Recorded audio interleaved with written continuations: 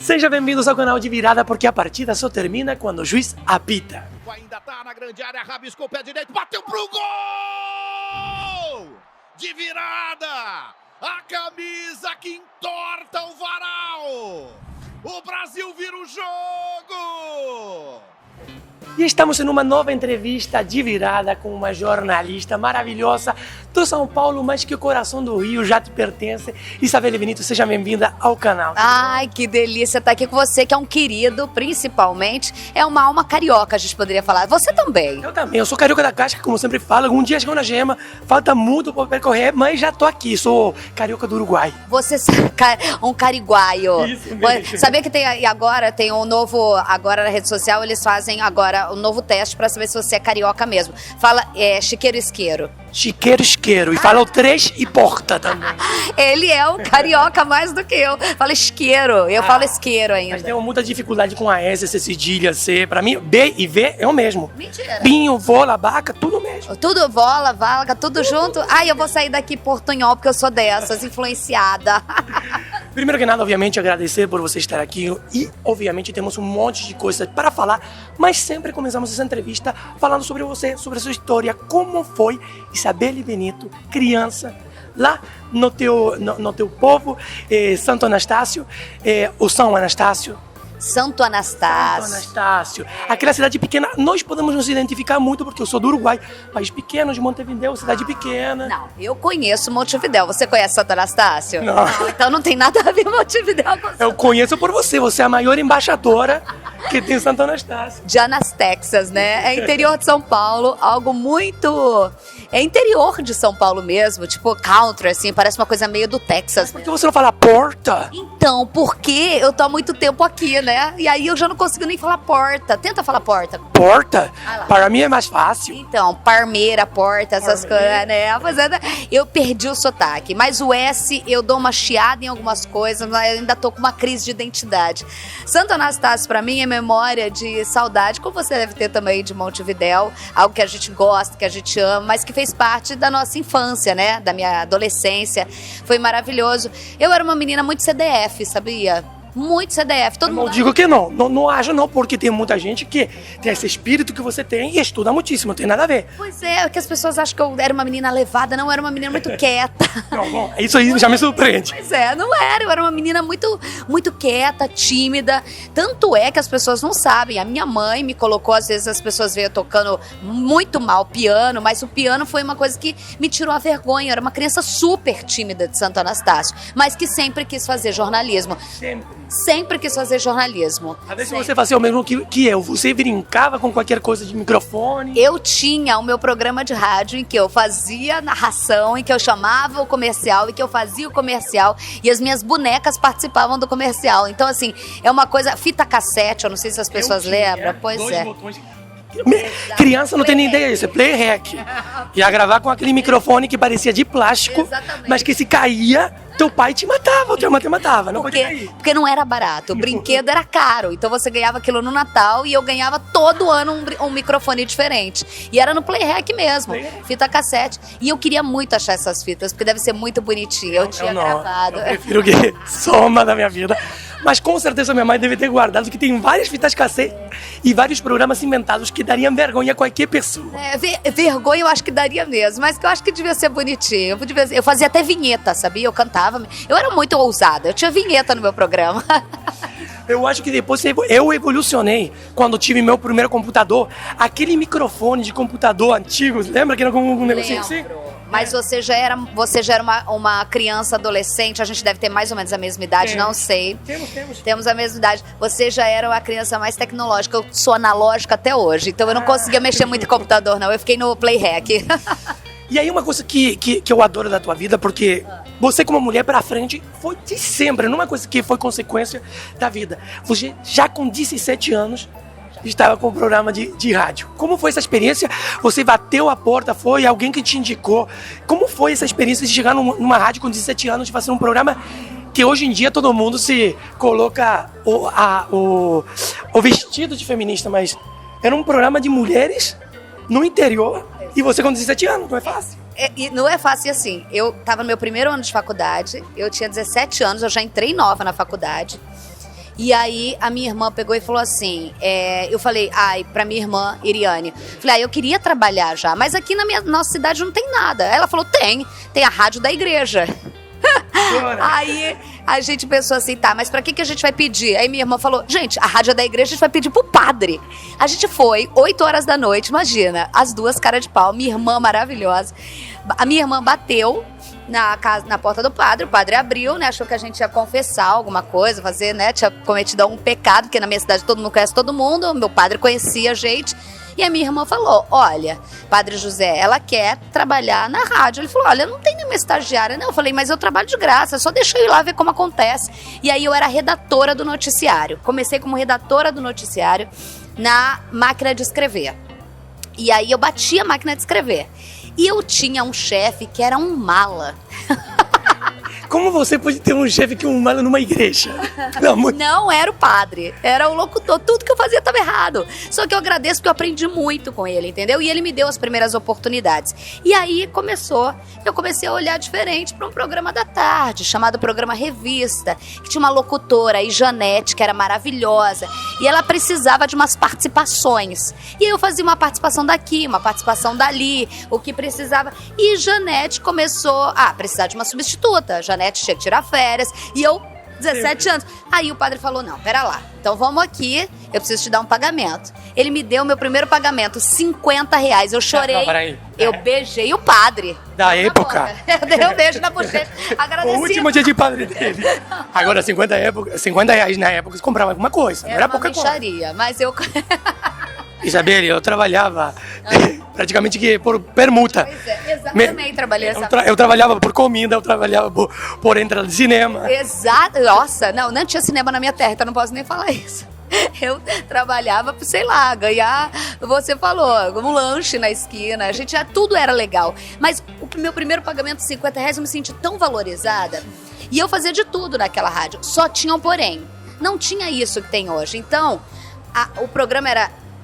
programa revista para dona de casa e eu tinha uma voz meio impostada, eu fazia uma voz mais impostada e ninguém conhecia o rosto das pessoas, então a dona de casa não ia querer ouvir uma menina de 17 anos dando conselho para ela, falando disso, falando daquilo, falando de política para ela, falando de economia disso, e aí eu não podia muito revelar a minha idade, e o problema é que as ouvintes, assim como elas são até hoje, são muito queridas, então no seu aniversário leva salgadinho, leva tudo, e eu elas achavam que eu era insuportável, que eu nunca ia receber, não podia, porque elas não podiam saber que eu tinha 17 anos. E aí, eu acho que isso foi se desmistificando, mas eu aprendi muito nessa rádio e era justamente isso. Eu sempre tinha, na época eu não tinha consciência que eu fazia um papel de feminista, mas eu sempre buscava isso. Voz da mulher, programa feminino, falar com a mulher. Então, acho que inconscientemente, hoje eu tenho mais noção do trabalho que eu fiz com 17 anos e tenho muito orgulho. Mas eu já fazia algo que hoje eu bato e sei o nome. Eu sou feminista, entendeu? É uma coisa que saía natural de ti, mas não tinha nome. Hoje em dia você vê que toda a tua carreira passou por isso. Você sabe como que acabou a minha carreira nessa rádio? Um dia, faltou entrevistado, era da 1 às 5. Eu tava no lugar da Janete. E aí, eu falei assim, gente, o que eu posso fazer? Não vou dar receita, igual na época de ditadura que faltava espaço, eu botava uma receita. Não vou fazer receita. Sei lá, minha mãe adora horóscopo. Eu pensei na minha mãe e falei, eu vou ler horóscopo. Tá, eu li horóscopo. Só que eu esqueci que eu tava numa igreja, numa rádio católica, que não pode ter zodíaco. A boa ideia que terminou. Aí o bispo ligou pro padre e falou, pô, Isabelle, você leu horóscopo na rádio católica. Eu falei, ué, mas gente, o signo de leão tá com ascendente tão bom, a lua tá virada pra um lado tão bom. Padre, qual é seu signo? Poxa, padre, você deve ser de escorpião, que você tá muito bravo. Pô, cuidado que eu sou escorpião, hein? Não, você é escorpião. E eu... Não tenho nada, eu tenho um ascendente. Como toda leonina que sou, falei, vou tentar levar minha juba para outro lugar. Acabou a minha carreira aí, mas ele falou, eu tenho a TV a cabo. O padre era esperto, amor. O padre tinha TV a cabo. Não ia perder o número 9 na seleção. Não, ele pegou e falou assim, vamos fazer a gente tá lançando a Mauri Júnior cobrir as festas, imagina as festas de Santo Anastácio, era interessante. E aí tem até rolando agora no YouTube que eu tomei um susto, a minha primeira reportagem fazendo uma horta comunitária em que eu falo, meu filho imita certinho, uma voz de criança. Olá, eu sou Isabelle Benito, estou aqui na horta de Santo Anastácio, mostrando alface. Mas você nunca esperou Tipo, você pensou que esse material tava perdido e do nada apareceu na Do internet. nada apareceu agora e meu filho recebeu no telefone dele e ele ria muito e eu fiquei emocionada.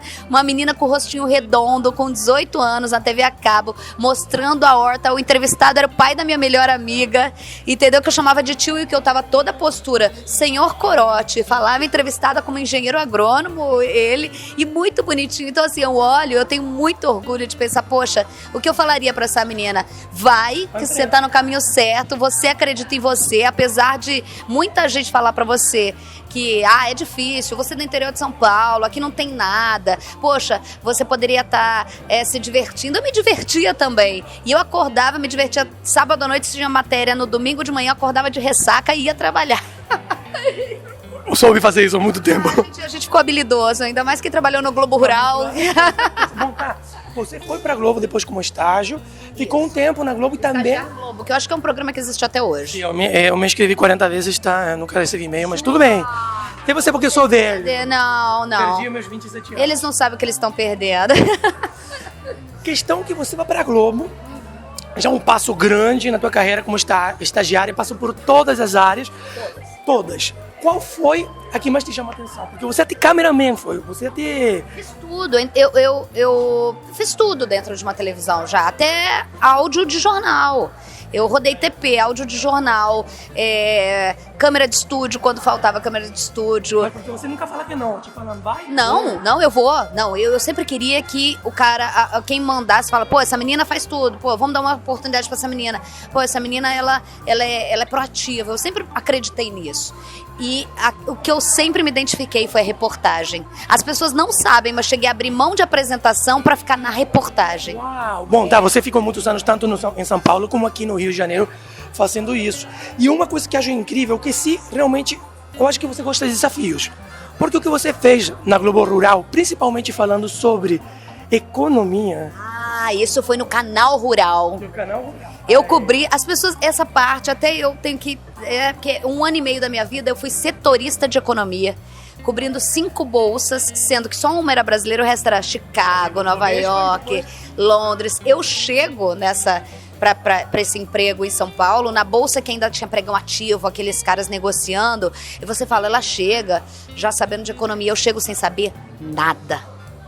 Aí falaram pra mim, olha, você tem que narrar o preço da arroba do boi, do algodão, no mundo todo, é só você ler no painel. E eu, aquilo ali é o quê? Aí tinha um código, em vez de colocar J janeiro, F fevereiro, vencimento, não, tipo, janeiro era um X com W. Eu falei, gente, por que vocês dificultam tudo? Eu falava, cara, eu não vou. Eu passava noites estudando. Meu Deus, me imagino, porque obviamente você aceita o desafio, mas depois você não vai fazer mal. Sim. E aí falaram, não, você não vai aparecer no vídeo, você vai produzir o cara que trabalha no vídeo. Ok, eu falei, mas eu passava noites estudando. Eu falei, cara, porque eu sou repórter, eu já tinha experiência de repórter, eu quero ser repórter disso também.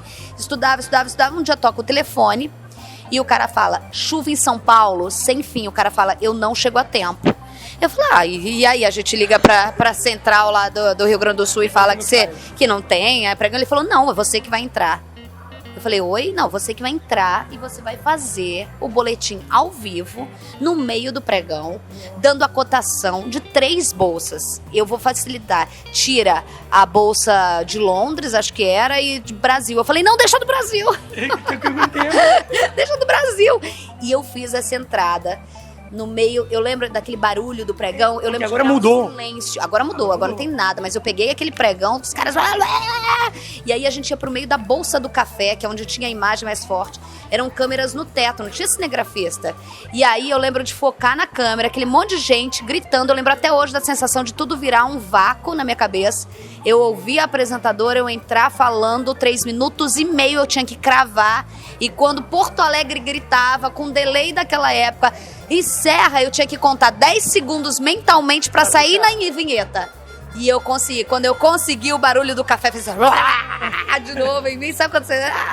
Mas você gosta dessa adrenalina? Adoro essa adrenalina. Eu adoro essa adrenalina. A minha primeira vez ao vivo foi antes disso, óbvio, quando eu tinha 19 anos, em que na Rede Globo, eu tava me formando, e o chefe falou assim, escuta, você já vi teste seu no vídeo. Você é boa, né? Eu falei, não sei. Ele falou, vamos lá pro estúdio agora. Aí fui eu e mais 4 meninas, a gente ficou esperando, ele fez um teste com cada uma, isso era uma quarta-feira, aí ele virou e falou assim, Isabelle, sexta-feira o programa Revista ao vivo na Rede Globo é teu, tá? Você começa porque a apresentadora vai casar e resolveu ir embora. E eu fiquei sabendo agora. Tá bom, que ótimo. Poxa, tô feliz da vida. Fui pro banheiro, eu não saía do banheiro. A minha amiga achou que eu tinha desmaiado lá dentro. Eu passei uma noite inteira pensando naquilo. E eu me lembro de estar com Ponto, que seria meu companheiro há 21 anos. E eu lembro da diretora, Leila Tonicante, tá no Nordeste, chefiando a Globo do Nordeste. Virou e falou pra mim, vai que é sua, não tem mais como correr. E rodou a vinheta do Sítio do Pica-Pau Amarelo. Até hoje. Até hoje aquela música Sítio do... Começa a me dar um mini infarto, assim, sabe? Até hoje ela me dá um gelo. E eu comecei... E aquilo ali parecia que eu casei com a câmera e não parei mais. Mas aquele ao vivo, pra mim, eu amo esse desafio. Essa sensação que eu te falei da Bolsa, essa sensação do primeiro programa Revista, meu primeiro ao vivo como repórter. Tudo pra mim é uma... até hoje acontece. Ultimamente aconteceu já. Parece que não, mas aconteceu. E uma coisa que é muito bacana, que você já fala dessas altas emoções. Que você já passou pelo esporte, que a gente já vai falar depois, já passou pela parte financeira, já passou até para dar conselhos para ama de casa. Como consigo conciliar a Isabelle, lá do interior de São Paulo, fazendo programa de receita, conselhos e horóscopos, para uma Isabelle no meio de uma favela, num chumbo cruzado, sem problema. Como saiu primeiro essa oferta? Você aceitou na primeira hora? E como você... Hoje em dia vê essa carreira que você fez, que hoje em dia é referência dentro de um mundo que é extremamente complicado e forte, mas que você parece que está na Disney. Aí você chegou no ponto marco da virada da minha carreira. Eu acho que aí você chegou no momento em que a minha vida dá uma virada forte. Eu estava no mercado financeiro, quando eu fico sabendo que eu vou ter... E eu tava com propostas, assim, eu tava feliz no mercado financeiro cobrindo a Bolsa, porque o canal tinha umas perspectivas de fazer viagens internacionais, e eu sempre pensei em viajar, trabalhando como repórter, e aí já tava com esse intuito. Aí eu fico sabendo que eu venho pro Rio de Janeiro. E aqui no Rio de Janeiro eu não conhecia ninguém. E você sabe, o mercado é difícil, né? Você é um estrangeiro, terras cariocas. Assim, vindo de longe também é um estrangeiro, Quando né? você chegar a um lugar, eu não sei se teu marido, que você veio pelo teu marido. Eu não sei se teu marido tinha algum contato, mas eu vim aqui e eu caí de paraquedas. E foi, oi? Não, meu marido não tem nada a ver com a nossa carreira. Ele não sabe ele não sabe nada. Então, assim, foi paraquedas total. Aí eu pensei comigo assim, eu ainda em São Paulo, eu não posso chegar lá. Isso eu sempre tive cara de pau. Eu acho cara de pau fundamental para o jornalista. Eu pensei comigo assim, quem que eu posso procurar lá? Globo. Eu tinha meus contatos, olha, é bem fechado, tudo bem. Eu falei assim, eu tinha um amigo que trabalhava no SBT e acho que Deus faz algumas coisas assim. Ele virou para mim e falou assim, olha, estão procurando repórter aqui para São Paulo. Me dá seu material? Eu já sabia que eu ia mudar para o Rio, eu dei. Aí o cara assistiu o meu material e falou, vem aqui pra gente conversar, o diretor do SBT de São Paulo. Eu sabia que eu não ia ficar em São Paulo. Eu fui, mas a hora que ele me fez a oferta, eu falei assim, então, mas eu tô indo pro Rio, tem lá? Ele, não tem, é pra São Paulo, acho que você entendeu errado. Eu falei, acho que eu entendi. Mas se tiver no Rio, lembra de mim? Tá, passou 2 meses. Você te garantiu um contato, falei, abri a porta, nem sabia, não conhecia ninguém no SBT do Rio. Aí cheguei aqui, tô fazendo minha mudança ainda, quando eu ligo o computador, abro o meu e-mail, tá escrito assim, Isabelle, só tenho esse contato. Eu desabilitei o meu telefone de São Paulo. Olha que inteligente. Só tenho esse contato seu. Tá tudo bem? Só isso, tá tudo bem. Eu li embaixo o diretor nacional de jornalismo do SBT. Eu respondi, pelo sim ou pelo não, se é golpe ou não. Tá tudo bem, meu novo telefone. Que era golpe? Cara, isso daí deve ser alguém que clonou alguma coisa e tal. Eu tô ótima, já tô no Rio de Janeiro, instalada, super bem, mentira, não tinha nem roupa, minha roupa tinha chegado aqui. Já estou com casa, moro na Barra da Tijuca, como se fosse natural daqui, não sabia nem onde eu tava. Estou ótima, esse é o meu novo contato. Deu 1 minuto e meio, tocou meu telefone o diretor daqui. Oi, Isabelle, tudo bem? Aqui é o Paulo Nogueira, diretor do SBT do Rio de Janeiro. Me passaram o seu contato, eu tô precisando de alguém pra cobrir férias da repórter do SBT Brasil, tal. Você mora onde? Falei, na Barra da Tijuca. Ele, eu fico aqui em São Cristóvão, então vou pedir pro motoqueiro ir buscar seu DVD aí, seu material, olha só. Nossa, dessa época. Falei, não, eu dou um pulo aí, como se fosse um pulo. Ele falou, mas você sabe chegar aqui? Eu falei, claro que eu sei. Eu pensei, São Cristóvão, não esquece esse nome, São Cristóvão, São Cristóvão. Falei, só me passa o endereço. Entrei no carro, peguei o endereço, olha só o perigo, a pessoa. Parei no ponto de táxi, falei pro taxista, olha, eu não sou daqui, eu sou uma perdida. Eu preciso que você me fale assim, ó, onde que eu vou? Eu me lembro que ele falou assim, Você dirigindo? Eu dirigindo sozinha. Você não pegou um táxi? Não sei, porque eu acho que eu era pobre, eu não tinha dinheiro pra táxi. Eu não tinha dinheiro pra táxi. Martinha, eu não tinha dinheiro pra táxi. Eu pensei assim, não, eu tenho vou me virar. Eu vou me virar. Eu acho que eu nem pensei nisso. Eu tenho meu carro, eu chego lá, entendeu? Uma hora eu chego lá, olha. Falei no Rio de Janeiro sem saber. No Rio de Janeiro.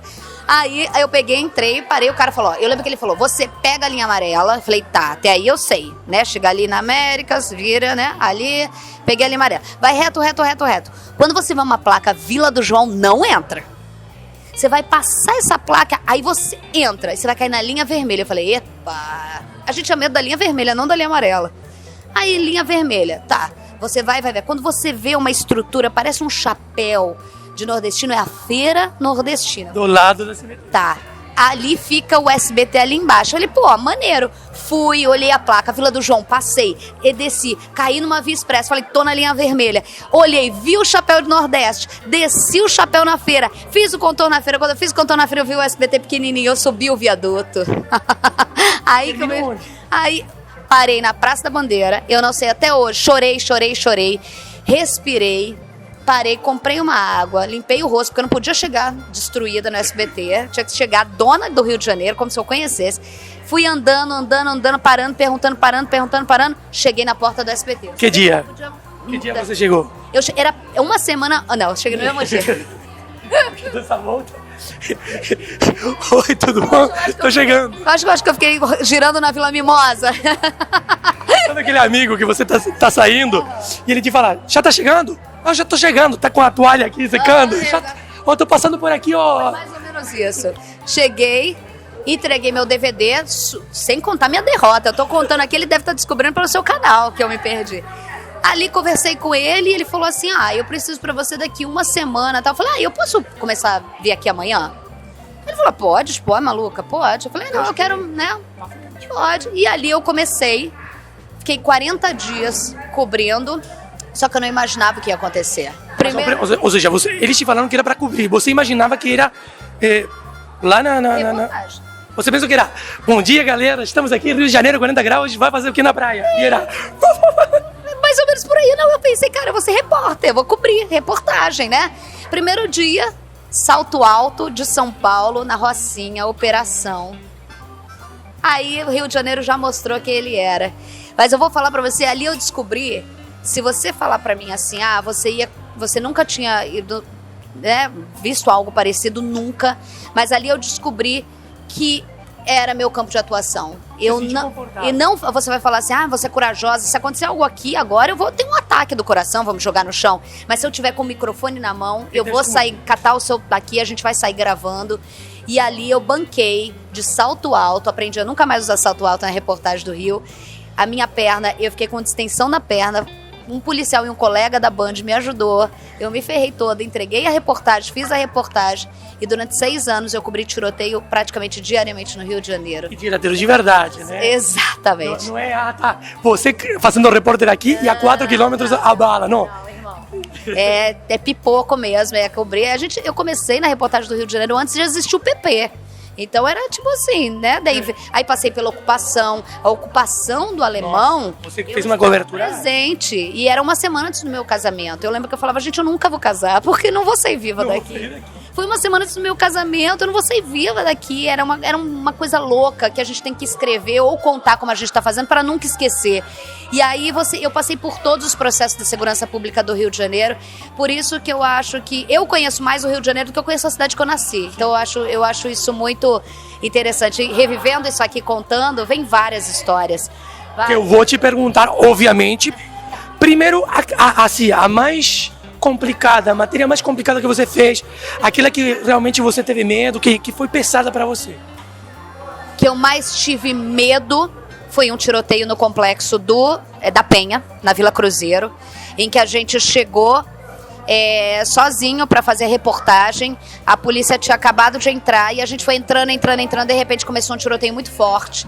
E assim, eu sentia folhas da árvore caindo em mim e eu falava, gente, o que tá acontecendo? O cinegrafista falou, é tiro na árvore, sabe? Você falava, cara, é muito tiro, caramba, é muito tiro. E aí um borracheiro abriu a borracharia e me arrastou, porque a mulher do hortifruti lá, da banca de fruta, me tirou, me tocou, e eu fiquei no meio da rua mesmo, e cobrindo, e falando. Eu entrei na borracharia, continuei narrando por uma frestinha, e essa foi uma situação de mais medo. Eu passei várias, mas de tiroteio foi de maior medo. Mas a matéria que mais me marcou não foi em tiroteio, foi a cobertura da tragédia da Serra. 2010. Quando eu vim. Foi quando você veio pra cá. Março 2010. E eu cheguei do aeroporto com a mala na minha cabeça. Janeiro. E eu aqui. Sim. Pois é. É uma coisa... A cidade alagada. A cidade alagada, a serra destruída. Porque teve duas. Teve no 2010 e teve em 2012. Janeiro de 2012. Se foi janeiro, foi 2012. Se foi março, foi 2010. Então, eu cobri as duas. Teve uma que foi em Angra, né? Eu também cobri. Vim da virada, cobri Copacabana, cheguei em casa, tomei um banho, meu chefe me ligou, vai pra Angra, que tinha acontecido a Xangai, todo mundo, aquela tragédia toda, eu fiz essa cobertura. Mas da Serra pra mim foi a pior, que foi depois, foi 2011. E a minha equipe tinha uma difícil missão, entrar num helicóptero aqui e chegar em locais onde nem os bombeiros tinham chegado. As imagens que você viu do helicóptero... Que eu ouvi, nunca vão sair da minha cabeça. E eu só agradeço de não... Na época eu não ser mãe, porque eu acho que eu não teria estrutura para aguentar o que eu vi se eu já fosse mãe. Porque é muita tristeza, e eu só me agarrava numa situação. A gente tem que mostrar o que esse povo está passando, porque não é tragédia natural. Eu sempre bati nessa tecla. É falta de investimento público, então a gente tem que ter aqui uma missão de mostrar o que está acontecendo para que não se repita. Infelizmente, nada foi feito, verbas foram desviadas, mas a gente está lá para registrar e marcar a história. Foi a reportagem mais difícil da minha vida. 15 dias indo de helicóptero todos os dias. Para dormir foi difícil. A gente nem dormia, foi muito insano para todo mundo, para bombeiro, para assistência social, para polícia, para repórter, para jornalista, cinegrafista. Olha, foi a cobertura mais, e eu espero não ter uma mais marcante do que essa, porque foi muito pesada. Pesada, para te até lembrar, dá para ver que você chega a se emocionar. Você já passou por muita coisa. Tiroteio, traficante, dedo na cara, arma na cabeça, tudo. E parece ser que você é uma mulher que não tem medo a nada. Mas ninguém é 100% de ferro. O que você se sente medo? Olha, não ter medo de nada é perigoso, né? Eu posso dizer que em situações em que traficante segurou minha equipe dentro de um consultório na Rocinha, sem poder sair ou entrar durante uma reportagem, eu acho que eu consigo lidar em momentos de tensão, mas eu tenho medo. Mas depois cai. Mas eu tenho medo de muitas coisas. As pessoas acham, ai, que corajosa. Eu tenho medo de muita coisa. Algo subjetivo, eu tenho muito medo da solidão. Eu acho a solidão muito triste. Eu acho que a gente precisa de gente, a gente percebeu isso, né? Depois que você vira mãe, tudo você tem medo, né? Qualquer coisa você tem medo do mundo, na verdade, quando você vira mãe. Mas se você quer um pavor concreto e absurdo que me desestabiliza, eu tenho medo de sapo. Quem vai imaginar isso? Sério? Mas em Santo Anastácio, com certeza tinha aqueles sapos que são... Não, é um sapo boi em Santo Anastácio. Eles são, praticamente, eles são uma tartaruga, entendeu? E em Santo Anastácio é assim, você tá assistindo novela, o sapo começa a olhar pra você da porta do corredor do teu quarto. Você ameaça. Te dá uma ameaça, tipo assim, irmã, tu tá no meu território. Aí você fala, não, eu só não tenho pra onde ir embora, porque o outro sapo também já é dono dali. Você abre à noite pra fazer xixi, você olha no vaso da tua casa, porque tem uma perereca que você não sabe de onde surgiu, ela tá ali, entendeu? Então assim, o interior tem seus desafios, e pra mim, né, a gente fala, vem da roça, mas não me bota uma perereca ou algo parecido com um sapo, ou uma lagartixa que é um mini jacaré, que eu saio correndo. Você me mata se você fizer isso. E agora, como âncora que você é do SBT Rio, obviamente você já tá mais calma, mas você tomou um papel de denúncia, de ter coragem para enfrentar gente que não é nenhum neném de mamãe. Qual foi a denúncia, a imposição que você fez que mais te custou, se é possível falar, porque obviamente pode ter... Eu sei que você não tem medo de ninguém, mas você já apontou o dedo pra gente pesada. Qual foi alguma vez que todo mundo no teu entorno falava, pelo amor de Deus, isso é dele? Todos menos aí. Você, não, eu vou falar. Eu tenho muita liberdade, né? Não é uma loucura isso? É uma insanidade. Eu tenho muita liberdade. Uma pessoa que você dá liberdade e que não tem medo de falar, as pessoas falam assim, com certeza você tem medo. Você fala com respaldo. Não, eu falo o que eu quero, eu falo o que eu penso. E eu não tenho medo de verdade. Parando para analisar situações, eu hoje penso, na época, passamos uma situação muito difícil, na época dos protestos em 2013, em que Black Blocs chegaram a matar um cinegrafista colega nosso. A situação era muito tensa, com o Rojão, a situação era muito tensa porque eles ameaçavam a imprensa, eles falavam contra a imprensa. Então é claro que você, ser humano, você pensa assim, onde tá, né? Porque assim, o traficante tá na comunidade, o vagabundo que você xinga tá ali, você tá esperto com ele. Mas e o cara que joga um rojão e mata um ser humano, né?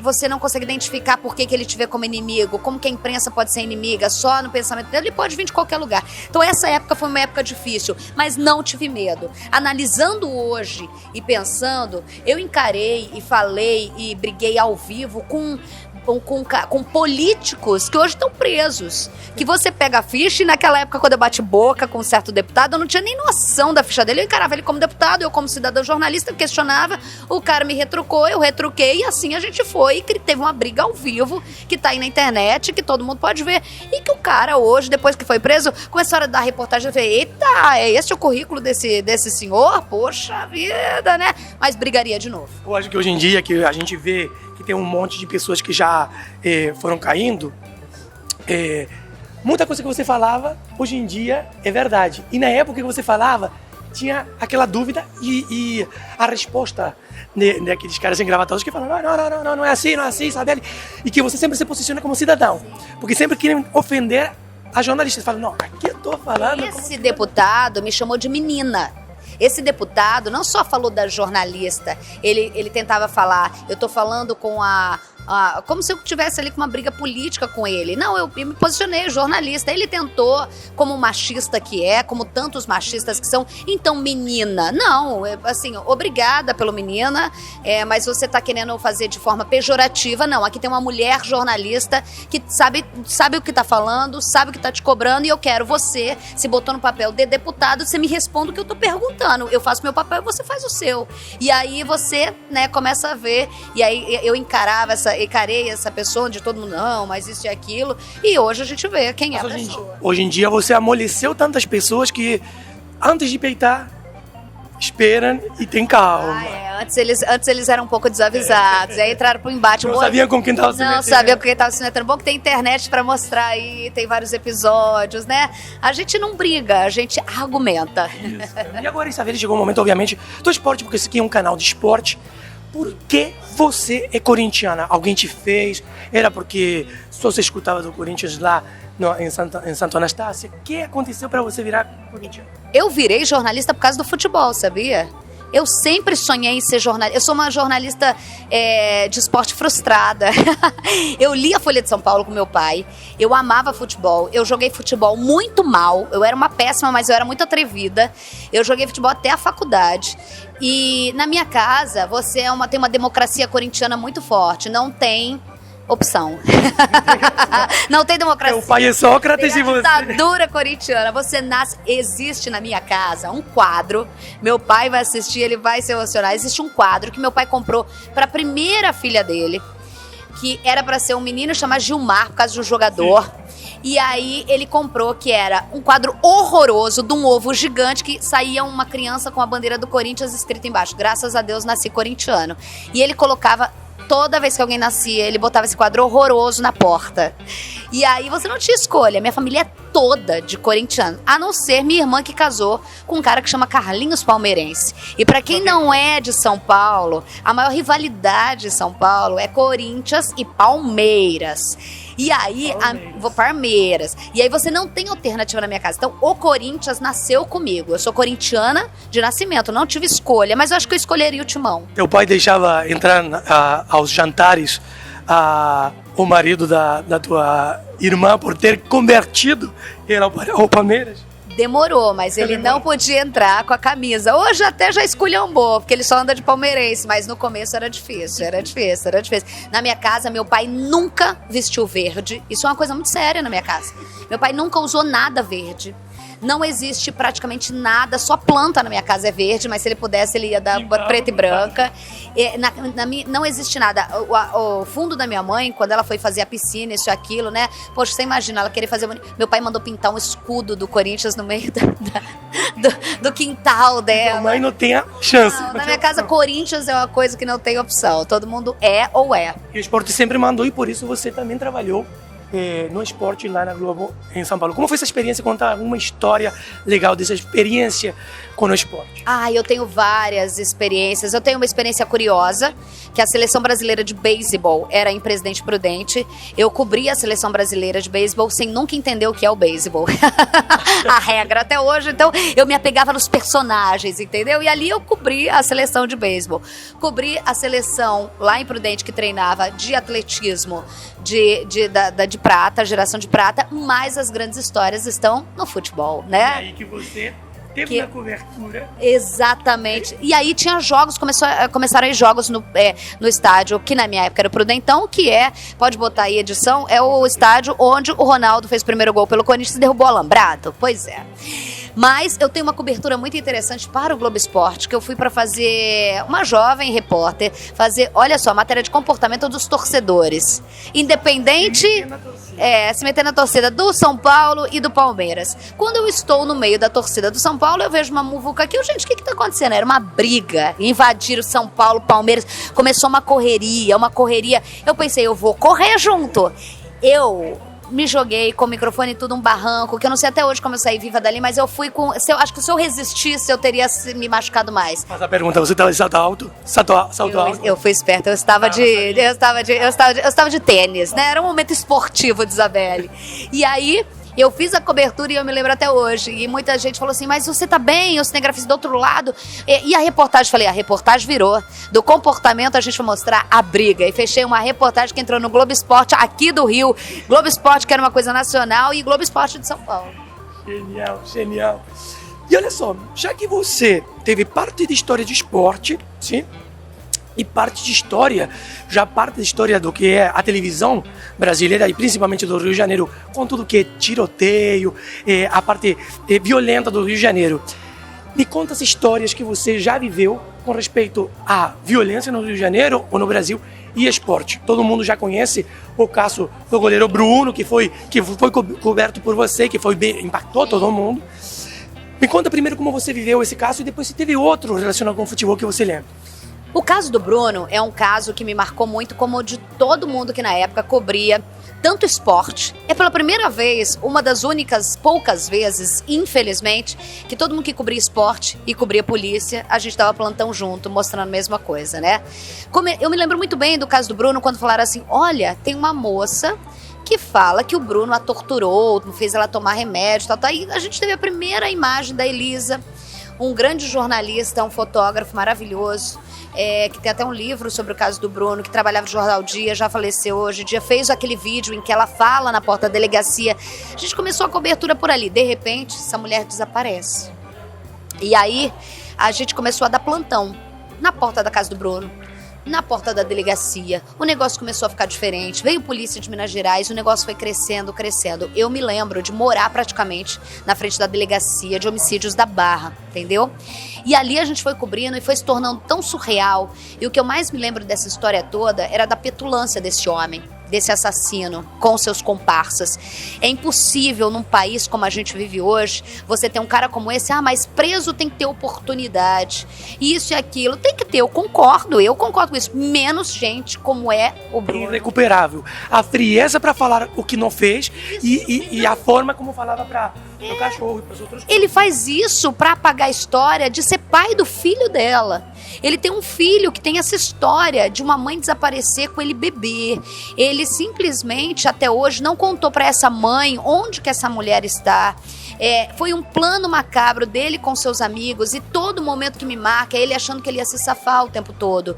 E quando você tem uma pessoa dessa, sendo contratada por clubes, sabendo tudo que a gente viu que aconteceu, o que ela sofreu, o que a família dela sofreu, que essa criança tem a história marcada dela por essa tragédia, você para pra pensar assim, você dar uma oportunidade de cobrir o cara voltar a ser atleta, uma pessoa que um atleta tem que ser adorado, tem que ser uma pessoa que dê exemplo, é você assinar o absurdo que é uma mulher ser assassinada, ter o corpo, seja o que aconteceu com ela, e nunca ninguém saber o que aconteceu com essa mulher. Então é você assinar um crime. Então não tem como a gente bater palma e achar que é recuperação, achar que é legal uma história como essa, já que eu fiz a cobertura e me lembro muito bem da arrogância dele. Você teve em frente.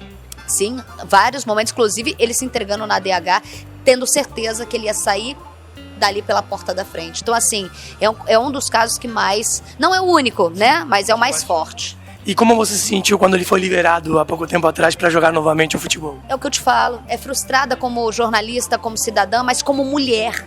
Entendeu? Porque praticamente você virar e falar assim, tem gente que tira foto com um cara desse. Tem mulher que faz selfie com um cara desse. Esse cara tem uma história horrorosa de violência contra a mulher, uma das piores histórias da crônica policial carioca brasileira. Então a gente não pode achar que um cara desse merece qualquer tipo de bate-palma. Não, irmão, você... mas legalmente ele tá solto. Legalmente ele tá solto por uma lei que é branda, que é uma mãe, e por isso a gente tem tanta vagabundagem por aí. Mas ele tinha que ter cumprido, ele não pode voltar para uma profissão em que crianças, meu filho, teu filho, todo mundo se inspira e vê como exemplo. Ele não é um exemplo, ele simplesmente é uma pessoa que tem uma história marcada muito triste de violência contra a mulher, desaparecimento dessa mulher que até hoje ninguém sabe o que aconteceu de verdade, né? E já que estamos denunciando, e já que você tem um bordão conhecidíssimo, que é 1, 2, 3, dedo na cara. Dedo na cara. Dedo na cara. Exatamente. O futebol tem muitos casos de impunidade e tudo, mas vamos para um pouquinho mais leve, porque a gente tem histórias de corrupção no futebol e muito mais no futebol brasileiro há muitos anos. Mas há pouco tempo atrás o VAR chegou ao Brasil com tudo e todo torcedor se sente assaltado pelo VAR. Vamos dar dedo na cara para o VAR? Você que acha que veio para solucionar ou para complicar? Olha, é a única coisa, acho que eu não tenho uma opinião muito formada. Se o VAR favorece o Corinthians ou o Flamengo, eu tô adorando. Tira o dedo na cara e mas deixa contar. Assim, eu acho que o futebol, ele, com o VAR, ele perde um pouquinho daquela essência do meu time, a emoção.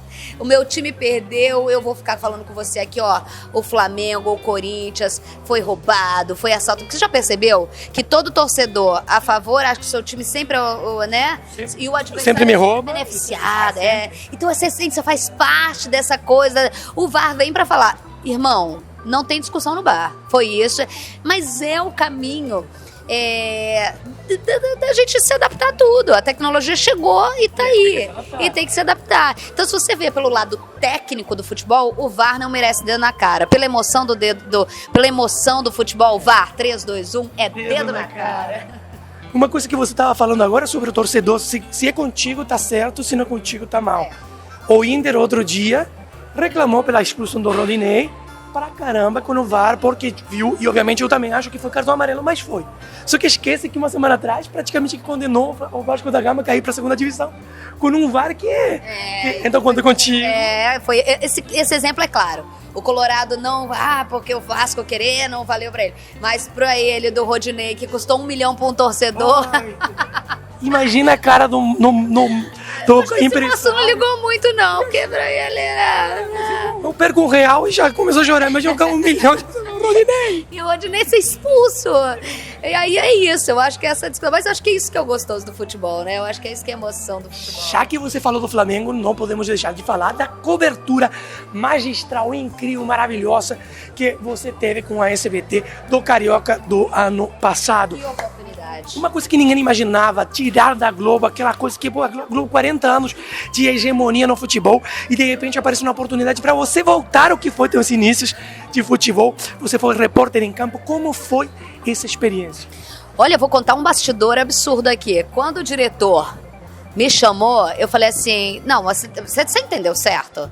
Por que eles estão... Olha, a volta do futebol, era a volta do futebol, né? O futebol tinha ficado parado. 6 meses. Todo mundo queria ver futebol. O SBT, com essa cobertura incrível, né, da Libertadores, com esse presentaço da Libertadores, aí repórter, narrador Theo José, repórter de campo Smigol, e a outra repórter, eu? Vocês estão de brincadeira. Você tinha no teu currículo, sabe quando a pessoa bota no currículo pacote Office, isso é tudo, Windows, e depois você tem que demonstrar e você vê aí o Excel e você...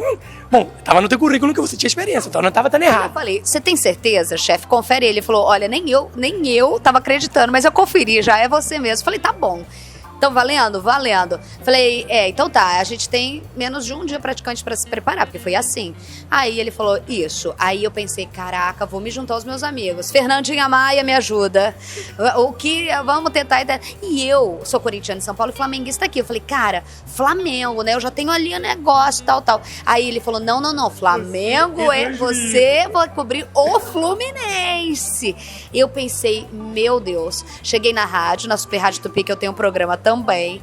E aí cheguei, Sérgio Guimarães, Vitinho, os 2 setoristas do Fluminense, falei, eu pego caneta e papel, eu não sei nada, eu quero que vocês comecem do zero, campanha. Pô, o futebol tá parado, eu nem lembro mais de Libertadores. Vamos lá. E eles começaram a falar, eu fui, estudei, cheguei em casa. Eu tenho em casa um especialista em futebol, o Dudu, de 8 anos. Que sabe mais que vários repórteres do Fluminense, sabe muito.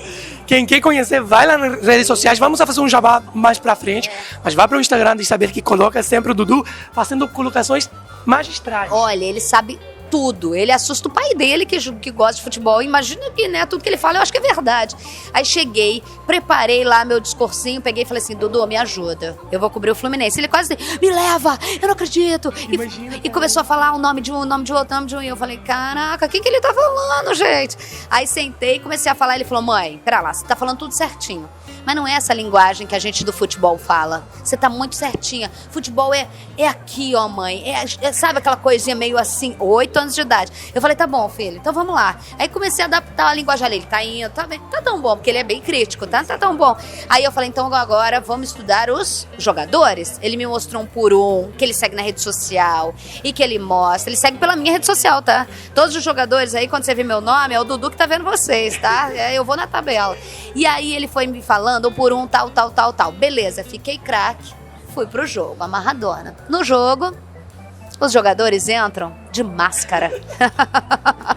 De máscara. E eu não enxergava o nome. Fluminense não bota uma listra branca com o nome branco do... Vocês acabam com a repórter que tá ali, queridos, né? A gente não sabe quem é. Estamos com o jogador do Fluminense e com outro jogador. Com esse que tem a faixa aqui, né? E tenta olhar e tá em branco. Aquela coisa desesperadora. Enfim, aí a gente vai pra cobertura. Imagina, atenção, SBT... volta do futebol, todo mundo vendo SBT e eu lá no campo. A orientação é, né? Você já sabe como é. Pode falar. A orientação é, Smigol e Isabelle, vocês vão estar em campo. Diretor falando com o meu diretor me olhando. E meu diretor me conhece, o Diego San Germano. O Diego não fala muito. Fica no seu quadrado. Não é sua praia. Fala só quando te chamarem. Chefe, eu vou me conter. Tá, aí eu pensei comigo assim, cara, o Smigol sabe, o Smigol faz isso com o pé nas costas, eu vou na do Smigol. E aí falaram pra mim assim, ó, pra mim e pro Smigol, só vocês vão falar quando o Theo chamar, acionar, Isabelle, Smigol, ou quando vocês sentirem um silêncio no ar, né? As pessoas vão lembrar disso. E aí, quando nasce o meme da minha vida... E que simplesmente eu pensei, entrei na humildade, Martim, né? E o Smigol não ouviu o Smigol. E eu, né, eu mexi no fone e eu não tava... Então, eu falei, cara, eu tô vendo assim, eu não vou ficar quieta nesse negócio. Eu que não vou passar batido, tudo bem que eu vou ficar na humildade, vou falar pouco. Mas eu vou começar, eu vi o daí Helma meio que discutindo com o goleiro, aí eu não via ninguém falar, eu lembrava da coisa. Ou quando o Theo chamava, ou quando você via silêncio. Eu falei, tá em silêncio, eu, Theo... E dava a notícia. Aí eu fui me empolgando. Então chegou um momento que toda hora, tipo assim, o jogador fazia qualquer coisa. O Theo, se ele quisesse, eu dava. Se ele quisesse, mas eu chamava o Theo, entendeu? Eu comprei E assim foi. Quando acaba o jogo, tudo certo. Ai, graças a Deus, tal. Consegui, que ótimo, tal. O meu diretor, San Germano, que é meu amigo, beijo, que me deu todas as oportunidades da minha vida, me manda. Você já entrou no seu Twitter ou na internet agora? Mas quanto tinha passado? Você já foi ao mesmo tempo? Eu tava no campo ainda. Eu falei, não, me ajuda, porque eu devo entrar ou não? Ele falou assim, não sei. Ele só vai lá e digita Theo. Quando eu digitei Theo, era um meme. Tipo assim, eu me lembro do que eu mais ri até hoje. Um cara de Manaus escreveu assim, toda vez que a Isabelle Benito fala Theo, eu tomo um gole de cerveja, eu tô bêbado. Aí o outro do Rio escreveu assim, isso é porque você não tá acostumado com ela aqui. Toda vez que ela grita Theo, eu me jogo no chão achando que é um tiro. Foi. Eu acho que ele não ficou tão mal, mas era Theo. Se você procurar, tem vários memes. Era Theo. Depois o Theo brincou e escreveu, fala, Isabelle. E aí alguém embaixo falou, sentiu.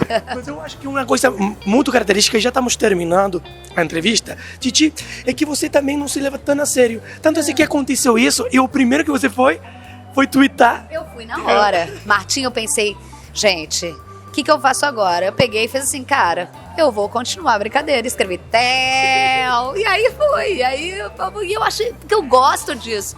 Eu sou uma consumidora de pessoas que eu adoro gente que fala, que nem a gente tem o lado certo, mas eu gosto de gente desconstruída. Eu gosto de gente leve. Eu gosto de gente que se diverte. Eu gosto de gente que reconhece fracasso pra ver a vitória de um outro jeito. Então eu gosto dessa coisa. Ninguém é 100% tudo. Então eu gosto da leveza da vida, né? Então eu falei, eu vou me zoar também. Escrevi Theo. Aí eu não esperava que daí... Foi muito melhor. Porque te deu um hype interessante.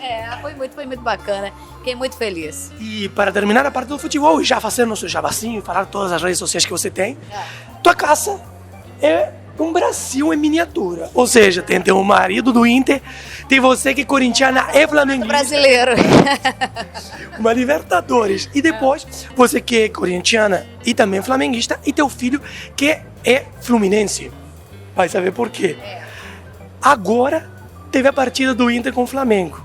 Como você viveu isso em casa? E como vai ser essa final? Agora, se Inter sai campeão ou se o Flamengo sai campeão? Porque teu marido está esperando. Eu não sei se chegou a ver algum momento teu marido o Inter campeão ou era muito criança. Vai ser complicado. Alguém vai dormir no sofá. Olha, não vai ser eu, tenho certeza. Eu vou dormir na cama campeã brasileira com a blusa do Flamengo. O bom que você tem é que essa matéria vai sair segunda da semana que vem. Ou seja, 3, 4 dias depois disso. Cuidado que a gente pode queimar a mão. Olha, você pode até me botar em mim, mas pode ter certeza. Certeza. O Flamengo vai ser campeão. E eu falo isso na cara do meu marido, eu não vou falar não. E ele fica tranquilo? Ele fica tranquilo, mas então, antes, ele é uma pessoa que, antes ele fala que tá tudo tranquilo, durante o jogo ele tem um treco, como todo torcedor fanático, né?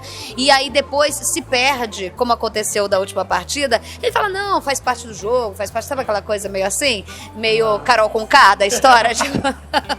tipo, eu já sabia. Você depois disso vai ter que voltar em casa, chama o Carol Conká. Não é não. Mas eu torço pro Flamengo, torço pro Corinthians, mas eu vou contar uma coisa aqui pra você. Eita. Hoje, nesse momento, depois de ver tanto que quem é mãe sabe do que eu tô falando, só tem um time que ganha do Corinthians e do Flamengo no meu coração, é o Fluminense. Porque teu filho vibra muito. Ele sente muito. Se tem uma... Olha, o Dudu, eu vou falar aqui, ele sofre quando o Fluminense perde, ele sofre quando o Flamengo ganha. Então é o combo Fluminense é anti-Flamengo. Exatamente. Só que eu falei pra ele agora, o seu time não está nessa história. Então você vai, assim como na Libertadores. Torce pra que o Flamengo ganhe e você ganhar, você vai quarto e vai direto pra Libertadores. Exatamente. Eu falei, eu vou torcer pro Flamengo, me deixa. Você não pode, você é corintiano. Eu falei, cara, mas eu cheguei no Rio, eu virei flamenguista e você não tinha nascido ainda. Se eu soubesse que você não ia ser flamenguista, eu tenho uma foto dele, eu vestia ele de flamenguista. Por que você fez isso com ele? Porque ele virou depois. Porque ele ainda não não tinha alternativa, mas ele nasceu Fluminense. Então hoje, pela felicidade do meu filho, se tiver o Fluminense com o Corinthians, eu vou torcer pro Fluminense. Fluminense com o Flamengo é Fluminense, né? Pra ver meu filho feliz. Mas, né, lá em casa é bem Campeonato Brasileiro. Isabelle, te agradeço. Sem falar que tem a Regina, que mora com a gente, que é minha irmãzona, né? Que cuida tudo lá em casa. E a Rê é a mais torcedora de todas. Qual é o time dela? Vasco. São Paulo. Nossa, que impensável. Que Só caça! faltou o torcedor daquele time lá. Só faltou o torcedor lá daquele do que mais perde no Brasil. Ibis. O Ibis, só faltou o torcedor do Ibis em casa. Gente, final de semana na tua casa é brabo, que todo mundo tem feliz e gente que fica... Cada um no seu quadrado. Uma hora tem um puto, outra hora tem um feliz. Isabelle, muito obrigado por fazer parte disso. Não pensa que já terminou, porque temos rapidamente, daqui a pouquinho, pênaltis malditos com Isabelle, assim que vai ter Pênaltis malditos? Olha só, é uma coisa simples. Você tem que ganhar do Smigo, que fez muito mal. O Smigo que tá na lanterninha? Tá na lanterninha. Tem alguém aí em cabeça? Sou competitiva? Sim, tem. Quem que tá em primeiro? Tem 3 pessoas que vão disputar agora a semifinal. Mas se você acertar as 5, campeã. Jura? Por enquanto seria campeão.